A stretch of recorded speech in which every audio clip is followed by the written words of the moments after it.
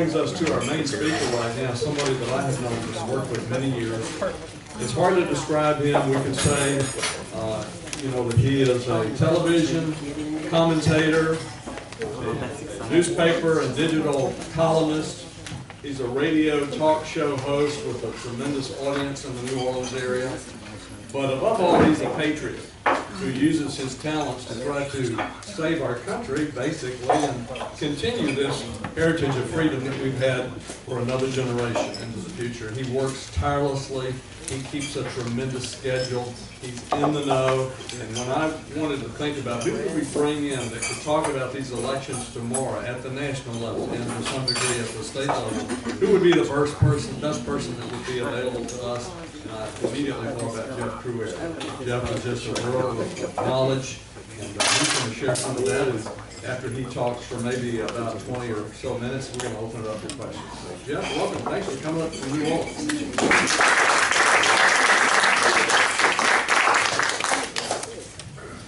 Hello, everyone.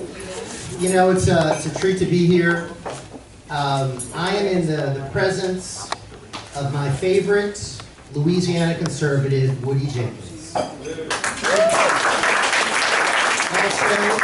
my favorite Louisiana legislator, Kathy Edmondson, is here. Woo! My favorite new organization that is working hard for Louisiana, Chris Alexander of the CAG, that's the Louisiana Citizen Advocacy Group, and he's in the back there. It's an honor being here. So I want to start with something positive. So psychologists all agree that you should start each day with a positive outlook, right? So here's one way to make that happen. So you open up a new file on your computer, and you name it Joe Biden. You send it to the recycle bin. You empty the recycle bin. Your PC will then ask you, do you really want to get rid of Joe Biden? You firmly click yes. And then you feel better. And then you do the next day with Nancy Pelosi. Then we'll go from there. How about Kamala Harris? Now, I thought it was funny. One of my listeners asked me this, and I wanted to share it with you all. She said, Jeff, how many Democrats does it take to fix a problem? And I said, no one knows, it's never happened. And my God, I think we can see that today with what is going on. And finally, this one I wanted to share with you all, again from one of my viewers. And it's a pleasure because I do a TV show and we have folks all over the country who have become viewers and friends.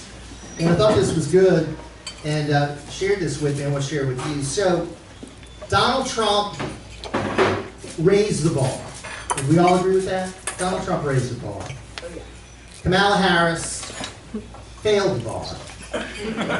AOC worked at a bar. Right. Nancy Pelosi lives at a bar. Joe Biden can't spell the bar. And of course Hillary Clinton should be behind bar. And maybe one of these days, so tomorrow's a big day, and you know, we've been, I've had a countdown clock on my website for literally months, counting down the days to this, and we are here. I think it's the most consequential midterm election since 1862. I think the turnout is going to be strong. I think the interest is strong. You know, normally a midterm election is something that is sort of sleepy. You don't have a lot of participation, a lot of coverage. This is different, it feels different, and I want to bring back memories of two other midterm elections and compare this one with that one. After the first 2 years of Bill Clinton, I'm sure you remember what happened in 1994. We had a revolution, we had Newt Gingrich become Speaker, we had 54 seats, and we were won by the Republican Party. First time the Republicans have taken control of the Congress in 40 years. Fast forward 16 years after the first 2 years of Barack Obama. I was involved in starting the North Shore Tea Party, which was one of the biggest in the Gulf South. We had 10,000 people in our events over the span of a few years. And in 2010, 63 seats switched. And you had Republicans usher in a lot of Tea Party Republicans. Again, a massive realignment. Then we have today. After 2 years of the guy I call creepy, sleepy Uncle Joe Biden. A guy who ran on a platform of unity and moderation. Remember, he was the moderate compared to Bernie Sanders. He was going to unify compared to that divider Donald Trump. He has gotten in there, and in my opinion, and I'm a student of history, student of politics, studied American presidential history, I rank him as the worst president in United States history. Because of the damage that has been done, that is almost impossible to even articulate the amount of damage that has been done. He makes Bill Clinton and Barack Obama look like success stories, look like conservatives. So because of that, I think there's going to be another wave. Some are calling it a tsunami. I interviewed today on my radio program Steve Scalise, who predicted 52 senators, a little more conservative than David, 28 House members. I think it's going to be bigger than that. I think the Republicans will have 53 senators when it's all over, and I think they'll have maybe 39, if not more, seats that they will take over in the House. The reason it's not even going to be bigger is because the Republicans are almost there as it is. I mean, we almost have a majority now. And there are not as many seats like they had in the past to switch over, because we have just a few votes away from majority now. I think it's going to be a big night in a lot of blue states. Look at where Joe Biden is spending time. He is spending time in blue states. He's spending time in places like New York. He's spending time in places like California. And the disaster that is Joe Biden is continuing, because the other day he said he wanted to shut down all coal plants. And just yesterday he said he wanted to end all drilling. All drilling. So that really should hit us hard here in Louisiana because of the importance of oil and gas to Louisiana. Joe Manchin, who's the senator that gave us the Inflation Reduction Act and has given us a lot of this bad Biden agenda, but he is infuriated with what he said about coal plants. And he says that Joe Biden tailors his speech to whatever audience he's in front of. And Joe Manchin is right. So, go back if you could to January of 2021. Our country had $2 gallon gasoline. Our country had a 1.4% inflation rate. Our country had low interest rates. We had economic growth after coming back from the pandemic. Today, we got 8.2% inflation. So he's quadrupled, more than quadrupled the inflation rate. Interest rates, I don't know how many of you all are following this, but I have a mortgage, I'm sure many of you do too. It is through the roof. I mean, they keep raising interest rates. That impacts every American that's got credit card debt as well. And more Americans have to use their credit card because guess what? Their paychecks are not keeping up with inflation. Also, of course, gasoline prices, average across the country is $3.76 a gallon. We're lower here, but in many cases, in many places across the country, it's higher. So that's well higher than it was when Biden became president. And of course, we have a recession. Now, the technical definition of recession is 2 quarters in a row of negative economic growth, which we had in the first 2 quarters of the year. Now, the Biden administration came out and said that's not the definition. So they have changed the definition of recession. That's not a recession. We're not in a recession. In fact, Joe Biden said the other day that the economy is strong as hell. He said, so forget your pocketbook, forget your bank account, forget what's happening to your job, forget what's happening at the grocery, at the pump. The economy's strong as hell. And we're doing better than all these other countries, which is not true. Inflation is lower in many other countries than our country. He says it's a worldwide problem.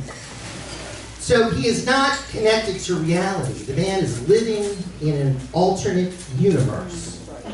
Okay? He is mentally incompetent. And I'm a psychology major. I can tell you he's mentally incompetent. Okay? He needs to be tested. And that should be really something that is pushed forward, because I think he has dementia. I saw an interview with Dr. Ben Carson, who's a neurosurgeon. Dr. Ben Carson says he is. Take Dr. Ben Carson's word, not mine. The man should not have his finger on the nuclear button. Should not be commander-in-chief of our military. Should not be running anything. He should be, getting care at a rest home. As should this Senate candidate, John Fetterman. Yeah. I mean, Barack Obama probably said, what in the world am I doing on stage with Joe Biden and John Fetterman the other day? And he was having to carry those two across. And poor Fetterman, again, is not capable of being a senator. The man is suffering from a stroke. He can't articulate. If you all saw that debate with Dr. Oz, that was maybe one of the most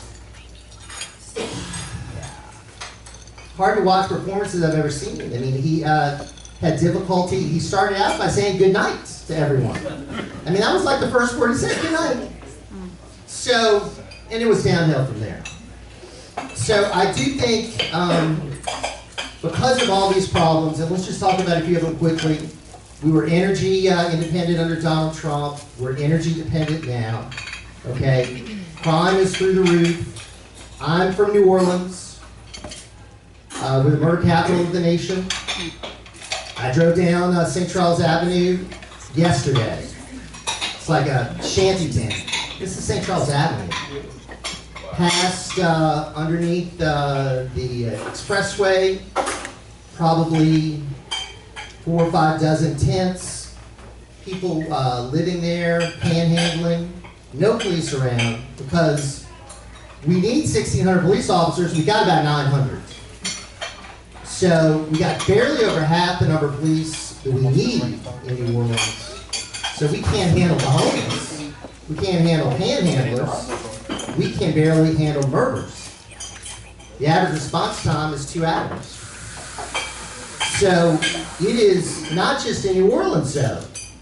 Go to any Democrat-run city in the country. I came back from Houston. Came back here in Baton Rouge, Shreveport. You look at, by the way, the most violent cities in the nation. Wallet Hub did a survey.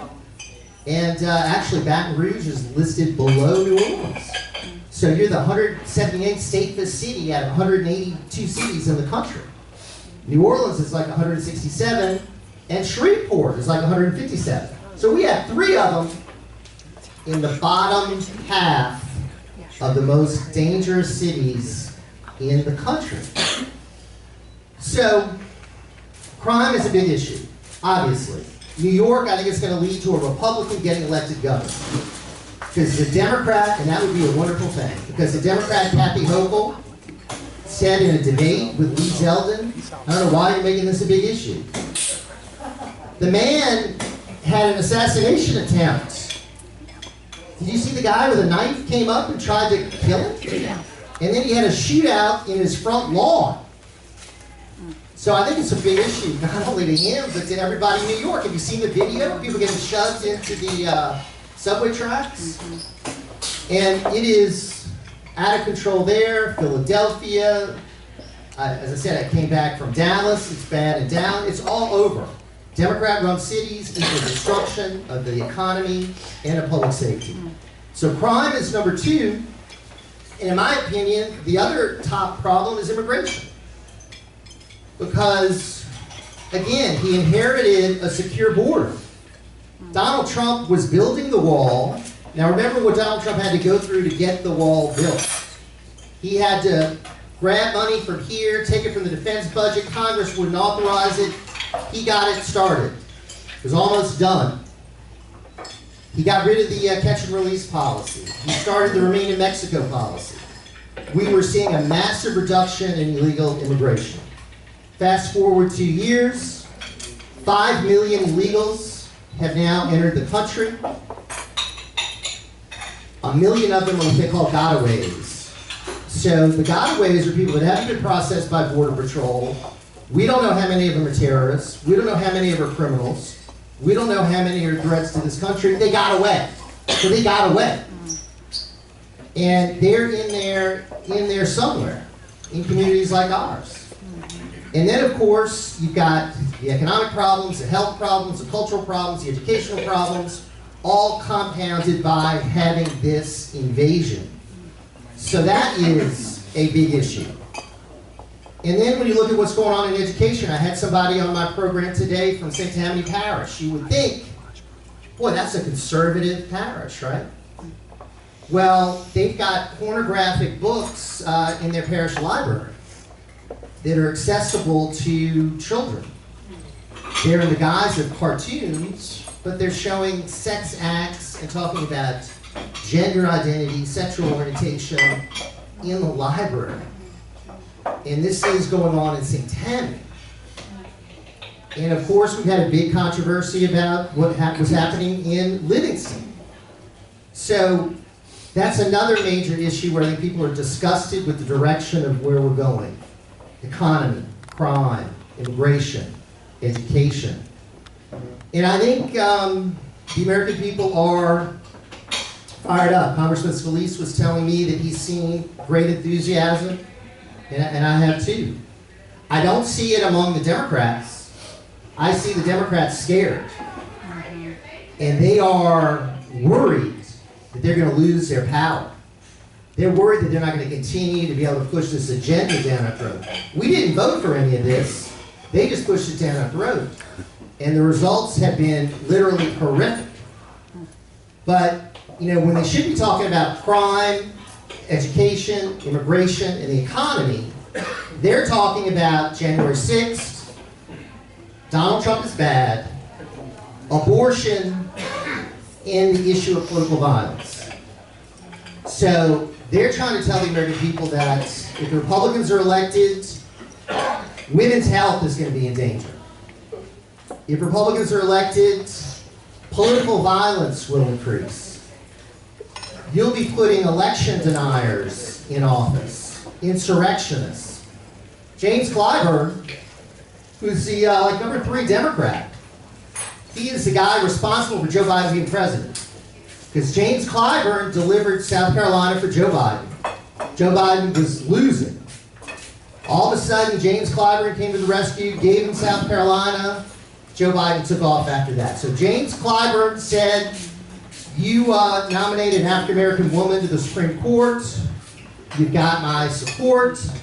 So he nominated an African-American woman who then got up there and testified that she didn't know what a woman was. Remember, she's not a biologist. That's our Supreme Court member. So James Clyburn said on TV that we're on the verge of what happened in 1933.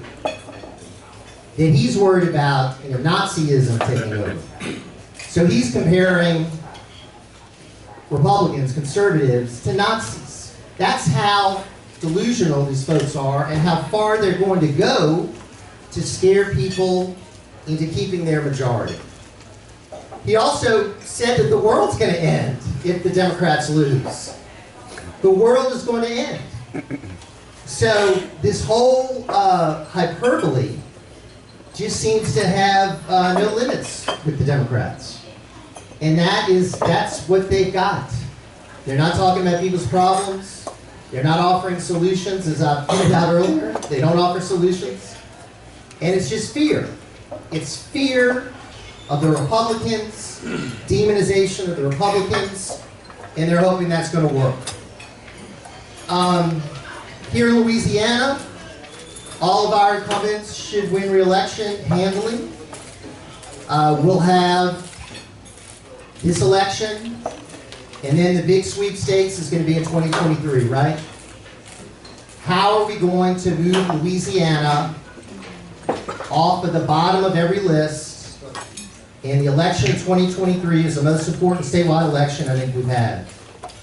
We desperately need a new governor. We desperately need a legislature that will work with this governor and move Louisiana forward.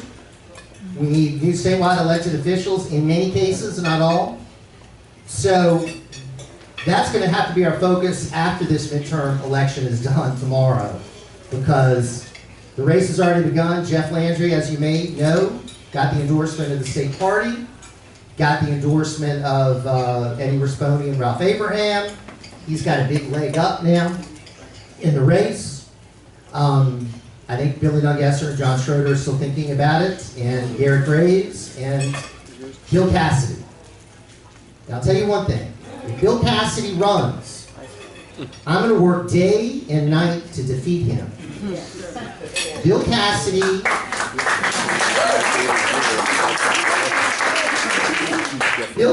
is nothing more than a Democrat. Okay? Bill Cassidy came on my program in 2020, and he said over and over and over again, I support Donald Trump. I am a Donald Trump Republican. He gets elected after running commercials of only himself and Donald Trump. His campaign was Donald Trump. And then he gets elected, and he votes to convict Donald Trump on the most ridiculous impeachment charges I've ever seen. Because Donald Trump got up at a speech and said patriotically, make your voices heard, and peacefully make your voices heard. He didn't call for any kind of violence, but Bill Cassidy made that vote to convict Donald Trump, one of 7 senators to do that, 10 members of the House. He should be opposed by any good Republican out there. He's going to try to, if he does run, my prediction is he'll try to be the de facto Democrat candidate, and he'll try to run as a sensible Republican that gets all the Democrat votes, and that could be his ticket. And we'll see. But I'm going to work day and night against him. In fact, I've got a petition on my website calling for his immediate resignation, actually. Because he sold us a bill of goods. He was elected on a pro-Trump platform. He gets up there and is one of the very few to vote to convict Donald Trump. By the way, Donald Trump was impeached 2 times over making a perfect phone call to Ukraine, asking about legitimate questions about Ukrainian Biden corruption, and making a speech on January 6th where he said, peacefully and patriotically make your voices heard. If Republicans take over the Congress, I would love to see them pursue impeachment charges against Joe Biden. Oh, that's right. Yes. Because I've already outlined 6 reasons that Joe Biden should be impeached. The border, allowing an invasion from the border, obviously the Ukrainian corruption that he's involved in, his corruption involving his son Hunter. Remember, he's the big guy that got 10% of what Hunter brought in, and he lied about it. He's also dipped into our strategic petroleum reserve and put us all at risk because of a political emergency, not a national emergency, a political emergency. He gave us the biggest foreign policy debacle in U.S. history, the Afghanistan withdrawal. where 13 of our best and brightest were killed. And then, number 6, he allowed in 79,000 Afghan nationals, and these people were not vetted. So we don't know how many of these 79,000 are threats to our country. So I asked Eric Graves on my program, are you ready to impeach Joe Biden? Because I'm ready to support you. You know what he said? I haven't seen anything impeachable that Joe Biden has done. Oh my God. He told me that on my radio show. I haven't seen anything impeachable Joe Biden's done. I then sent this list of 6 things to his staff. I said, well, I'm going to send you some reasons why he should be impeached. So I sent him these 6 reasons, and then I never heard back from him. Wow. So he's thinking about running for governor. He is, a good guy. I like him. But there's no doubt in my mind Joe Biden should be impeached. If Donald Trump is impeached twice, don't you think Joe Biden has met the bar for impeachment in a much more serious way than anything Donald Trump ever did? And finally, I wrote my last column about what I see as the 2024 race. And to me, Donald Trump is going to announce on November the 14th that he is running.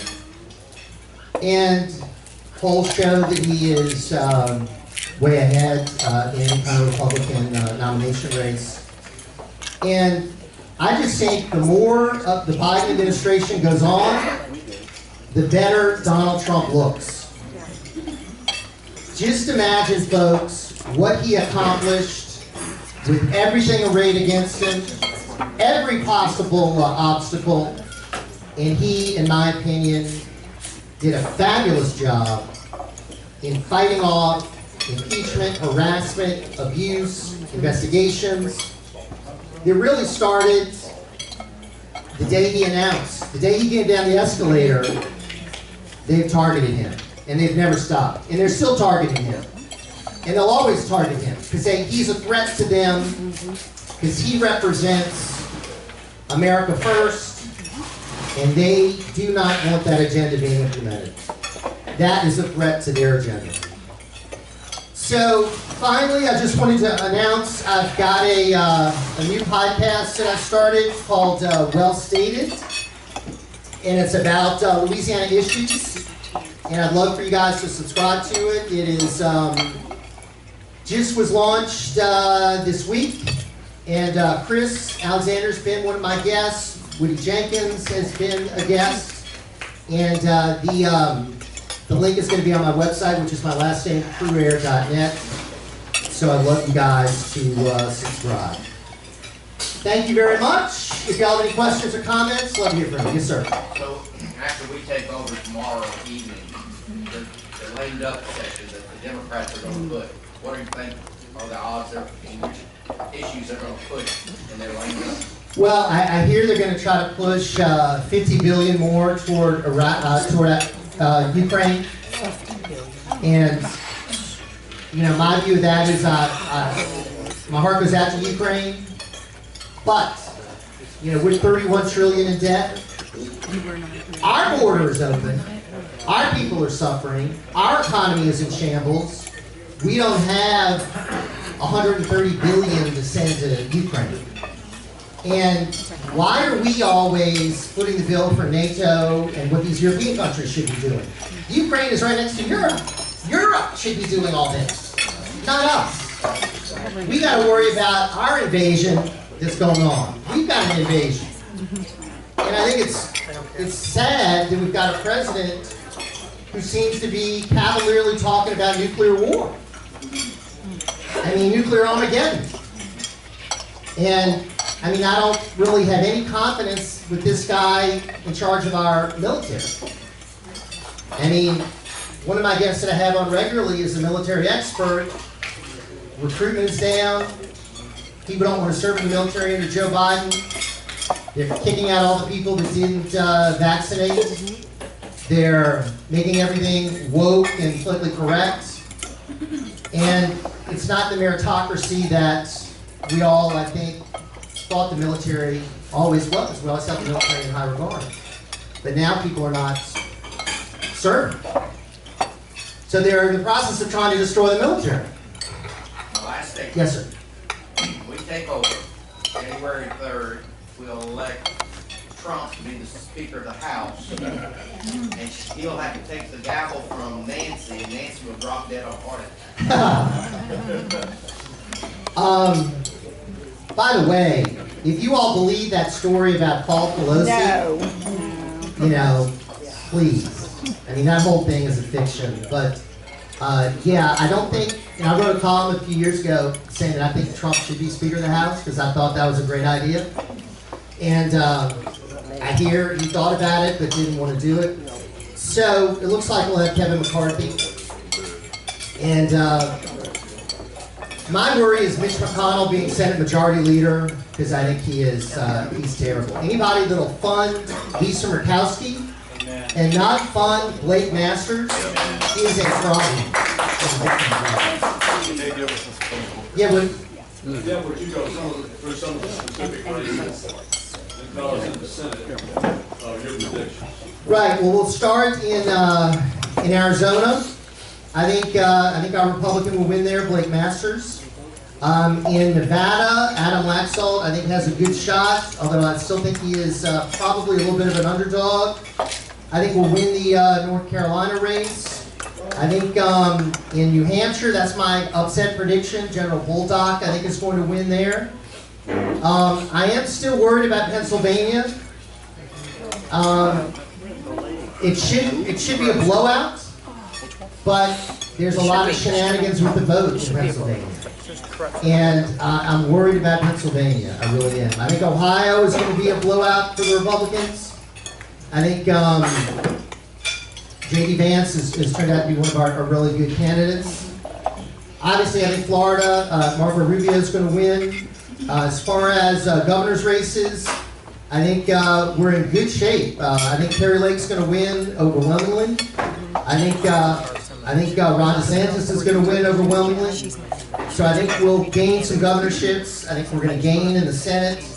And I'm feeling good about it. My only worry is shenanigans.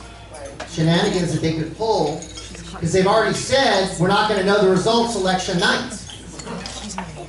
So do you remember back in the day, before all these computers and electronic voting machines, we used to get elections that night. How did they do it then and they can't do it now? So that's my only concern. I mean, I think we have the sentiment with us. We have the issues. Their candidates are terrible. They've got some of the worst candidates. This governor of New York is terrible. The woman who's running for governor of Arizona is like a valley girl. Okay, I mean she's like an airhead. She's got nothing. And then Kerry Lake is sharp, articulate, principled. So we've got good candidates. They have horrible candidates. I can't think of one who I think is really an impressive Democrat running for office. I really can't. I guess in line with that, you know, the party is wanting to go close primaries on Louisiana, but every other state has closed primaries, and they seem to get terrible candidates, and we seem to get terrible candidates even with open primaries. So what do you think? One, do you think there's a chance we could go to closed primaries, and is it a good idea? I've always been in favor of that, Scott, because I think it's a good way to build a party. As you know, there are 1.2 million Democrats registered in the state, 1 million Republicans, I'm using approximate numbers, 800,000 independents, so that's our 3 million voters. There's still more Democrats registered here in Louisiana. They don't have one statewide elected position except governor. They've only got one congressman. They've got no other statewide offices. Our 2 senators are Republican. I mean, the party is dead in the water. But they've got more of them registered than us. So I think it would build membership in the party. I would like to see us go to party primaries. you fight it out in the party primary. You then endorse whoever wins. You get behind that candidate. In the past, we've had all this division, and it hurt Eddie Rispone, 4 years ago. I think it really did. Yes, sir. Republican State Committee, that committee, they voted to endorse Jeff Landry. What's your opinion on that? Just early, and by the way, I know about that. My brother was thought of that. Your brother thought of that? My brother, Eddie, was former. But Eddie what do was you think about it? Well, Eddie's behind him, as you know, Jeff Landry. And I know that this is a way to try to get everybody behind Jeff Landry. I worry that it might backfire on him. That people might think, well, this is too much. We're going to let the voters decide, not these executive committee members.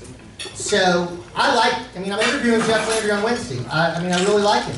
But I also like John Schroeder, and I like Billy Nungesser, and I like Garrett Graves, although I don't like what he said about impeachment. And, I don't like Bill Cassidy. What about the timing, though? That's what I was saying. A lot of people think the time is too early, but these other people drag their feet. Right. I didn't know the same thing, but Abraham agreed with it.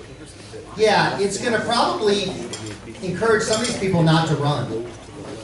It'll encourage some of them not to run. I still think he's going to have opposition. He's not going to be the only Republican candidate. There will be other Republican candidates. But I just think it's early. I think it's early. And I'd like to see who's in the race, more of the campaign. Although I really like Jeff Landry. I just think it could be viewed as sort of an insider deal, So that's what I worry about. Hey, Woody. Yeah, let me take up for Garrett Graves just a minute, because he is our congressman, he does a great job, we do support him. And I think that when it comes to an actual vote on impeachment, I have no doubt that happens. But don't you think that maybe it's the kind of thing he would want to consult with his caucus and have a united front, and not just be the only guy out there one of the few? Yeah, you might be right, and I hope he would see the light after all the evidence is presented. And there's a school of thought that Republicans shouldn't go down that road. That, that's what the Democrats do, we shouldn't do it. But my advice to Republicans has always been, stop playing by these rules of etiquette, and let the Democrats run roughshod over you. Stop playing, stop playing wiffle ball while they're playing hardball. They seem to be very reluctant to do to the Democrats what the Democrats do to us. And I think that has not helped us. That's why Donald Trump is so different. He gives them as good as he gets. He's a counterpuncher, he fights back. So I would hope, and I like Garrett Graves, I would hope Garrett Graves would come around and support it. I think, Woody, it might not even come up. It might, I don't think Kevin McCarthy is in favor of it. So even though I like it, I think it's a great idea. I don't think Kevin McCarthy will push it, and I don't think it's even going to be a vote. So that's my prediction. Don't you think it might be the fact that the VP would be the next one coming up? We'd have to get rid of her too. Well, I understand. She's a disaster. She's a disaster. She is the word salad queen. Okay, she says a whole lot of nothing. But I just personally think there's got to be some accountability if a man has broken the law. I believe he's broken the law. So I don't think you just let that go because you don't want Kamala Harris. But once you get her, she's also, I think, potentially done impeachable acts as well. So has Alejandro Mayorkas, the Department of Homeland Security Secretary, who said the border is closed. So has Merrick Garland, the Attorney General, who sits the FBI on pro-life activists and sends the FBI to interrogate and incarcerate January 6th protesters who were in the Capitol with a Bible and a flag and didn't have a weapon and didn't hurt anybody, but they're in jail. I interviewed a guy in jail, a January 6th protester, who is not going to have a trial for 2 years. From January 2021 to January 2023 is his trial. He did not have a weapon. He did not commit any acts of violence. He saved the lives of some other people. And he's one of like 900 that have been arrested. So I think Merrick Garland has done a terrible job as Attorney General. Well, remember, if it weren't for Mitch McConnell, he'd be on the Supreme Court. Yep, that's true. That's true. That's true. That's true. That's the one thing Mitch McConnell, I have to give him credit for, because he also got a lot of Trump judges through. So that's true. But I think Merrick Garland should be impeached as well. Yeah, Mike? About the elections in Washington State and Arizona, New Mexico, and Michigan. Well, I happen to know Tudor Dixon. She was on the network that I'm on. And I think Gretchen Whitmer has maybe been the worst governor in the country. So I am cautiously optimistic about Tudor Dixon. I think that could be a big surprise. I'm hearing good things about both the state of Washington and the state of New Mexico. There's a good candidate that I've been following running for Congress that I hope is going to win, a guy named Joe Kent. So I think those might happen, Mike. I think if we get a tsunami, I think we'll pull across the finish line some people that might ordinarily not win.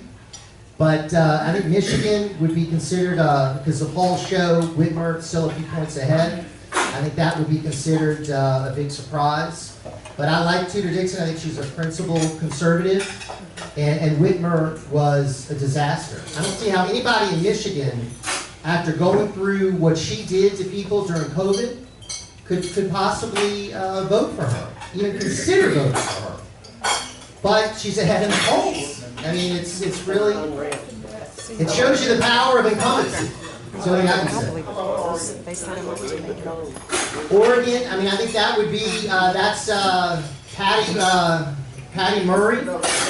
That's Washington, okay. So, yeah, I haven't been following that, so I don't know. But as far as Patty Murray goes, from what I understand, she might be toast. Yeah, and she's a real radical. So, I don't know. I'm hopeful. Again, I think if we have a tsunami, if we have a wave, if we have a big victory, some of these blue states could have some good winners. Yes, yes. Yes, this way, okay. Yes, sir. Can you weigh in on a couple of other gubernatorial candidates that have been mentioned, specifically State Representative Richard Nelson and also State Senator Sharon Hewitt? Yeah. Again, I mean, I like all these people. I lived in Mandeville for a long time, and that young man came to my door and said he was running for state representative. And I mean, I thought he was in high school. I mean, he is he's like 33. I mean, he's a bright guy. He's a good conservative, and he seems to want to do it. He had a fundraiser the other day. So, he's a long shot. Sharon Hewitt, I think, is also a long shot. But she said to somebody who recently talked to her that she's running. So, again, she would be the only woman in the race, from what I understand. And I know that she would have a hard time winning re-election to that Senate seat on the North Shore, because she was pushing that casino. They voted down that casino by like a 65-35 margin. And I know Scott knows a lot about that. And that, I think, has made Sharon Hewitt think, well, I'm not going to run for re-election to the state Senate. I'll just run for governor. But again, the money situation for these guys like Representative Nelson and Senator Hewitt is going to be difficult when you've got Donald Trump endorsing Jeff Landry, and you're going to have some of these big players that I think are out so early. So they're real long shots. Yes. Well, then I'll have a follow-up. How susceptible do you believe that Jeff Landry will be to negative attack ads once he would be in a runoff, specifically things like the sexual harassment environment that existed in the Attorney General's office, the employment of the Mexican welders versus, for the Cameron LCG projects versus, local welders, the Freeport-McMoran controversy of the blueprint for that settlement, and there are a couple other things I could itemize, but it's been my belief that Jeff Landry may be the single most easily targetable negative attack ads of any candidate that's been mentioned so far. Do you concur? Do you think? I think you're right. I think he would be attacked tremendously. Yeah, you're right. But on the other hand, a lot of people admire what he did in fighting back against the Biden administration time and time again. So, you know, there have been a few attorney generals that have fought back. You have Eric Schmidt, who was on the verge of getting elected senator in Missouri. And then you have Jeff Landry. And a lot of times it was Schmidt and Landry going after the Biden administration time and time again. So I understand, you're right. I mean, there'll be a lot of controversies that'll come up. But I think a lot of people will support him. And then if he's got Trump on his side, that's going to help him. So he is obviously formidable, very formidable. But you're right, he could be, there's going to be a lot of money that will be thrown against him, no doubt about it. So that's why Nungesser is thinking about it, because there could be an opening for a more moderate Republican that would then be able to get a lot of Democrat votes. And if you're in a runoff with Jeff Landry and you're Nungesser, you're the favorite. I think. My worry would be that person in the runoff against Landry would be Bill Cassidy. And that would be, in my opinion, a disaster. Because I do not want to see Bill Cassidy elected governor. Yes, sir. If Cassidy runs for governor, do you think Congressman Graves is eyeing that seat, potentially? That's a great idea. I mean, that's a great idea. That could be a natural for him. Because he's running like he's got a race, and he Oh, I know. kind of doesn't. I mean, I could tell that from my interview with him. I mean, I could tell. And he is articulate. He's got a lot of credentials that he can count on. I mean, he's got a great career. I think he's done well. It's highly regarded.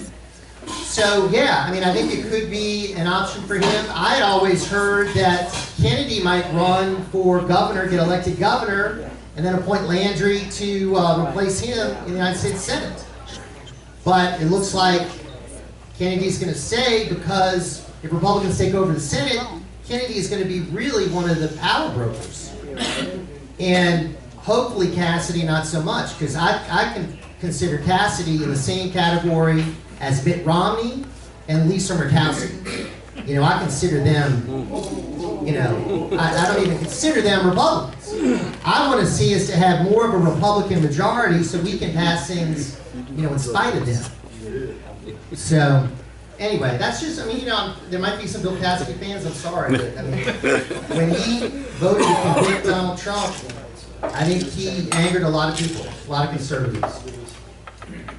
Thank you very much. Thank you all.